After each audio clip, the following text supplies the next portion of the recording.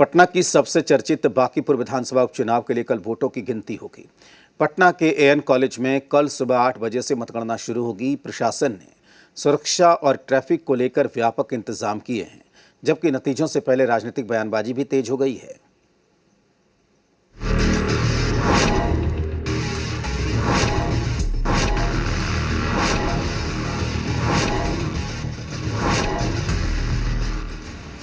बांकीपुर विधानसभा उपचुनाव की मतगणना के लिए पटना का एएन कॉलेज पूरी तरह तैयार है।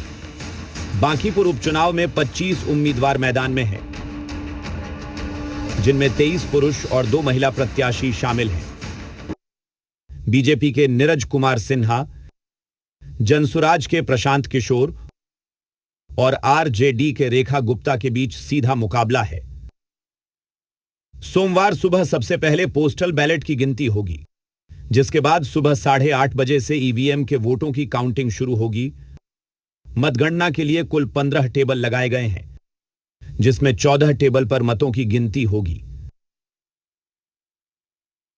बांकीपुर उपचुनाव का नतीजा कल आएगा। एएन कॉलेज में मतगणना होगी, जिसको लेकर जिला प्रशासन और निर्वाचन आयोग की ओर से तैयारी पूरी कर ली गई है और यहां पर सीसीटीवी कैमरे लगाए गए हैं, सुरक्षा बल तैनात किए गए हैं और कल बोर्डिंग रोड में ट्रैफिक व्यवस्था पूरी तरीके से बदली रहेगी।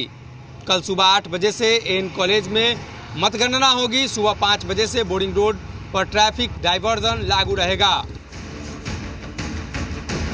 सुरक्षा के लिहाज से भी कड़े इंतजाम किए गए हैं।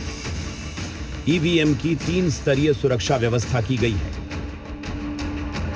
स्ट्रांग रूम और मतगणना स्थल पर 100 सुरक्षाकर्मी तैनात रहेंगे, जबकि बाहरी सुरक्षा और ट्रैफिक व्यवस्था के लिए 150 पुलिसकर्मी और ट्रैफिक फोर्स की ड्यूटी लगाई गई है। मतगणना के दौरान शहर की ट्रैफिक व्यवस्था भी प्रभावित रहेगी। सुबह 5 बजे से बोरिंग रोड और आसपास के इलाकों में ट्रैफिक डायवर्जन लागू रहेगा। कई मार्गों पर गाड़ियों की एंट्री पर रोक होगी। हालांकि एम्बुलेंस, फायर ब्रिगेड की गाड़ियों को छूट रहेगी। मतगणना खत्म होने तक कई मार्गों पर वाहन की एंट्री बंद रहेगी। हालांकि एम्बुलेंस, फायर ब्रिगेड और पासधारक वाहनों को इस सड़क पर छूट मिलेगी। ईवीएम की 3 स्तरीय सुरक्षा लगाई गई है। 100 जवान तैनात किए गए हैं। बाहर लगभग 150 पुलिसकर्मी और ट्रैफिक के जवान तैनात किए गए हैं। नतीजों से पहले एनडीए अपनी जीत का दावा कर रहा है। 100% और बड़े मार्जिन से एनडीए जीत रही। वहीं प्रशांत किशोर ने पटना एसएसपी की चुनाव आयोग और डीजीपी से शिकायत की है। भरोसा दिया गया है कि काउंटिंग में उनकी भूमिका नहीं होगी। कल हम लोगों के रिक्वेस्ट पर प्रशासन डीजीपी महोदय ने भी कहा है और उनके अधीनस्थ लोगों ने भी हम लोग को आश्वस्त किया है कि कल के काउंटिंग में पटना के एसएसपी की काउंटिंग और काउंटिंग क्षेत्र के एरिया से एसएसपी की कोई भूमिका नहीं होगी। बिहार के इस हाई प्रोफाइल सीट पर सबकी निगाहें टिकी हैं। सोमवार दोपहर बाद तक वोटों की गिनती में तस्वीर साफ होने लगेगी। शाम तक अंतिम नतीजे आने की संभावना है।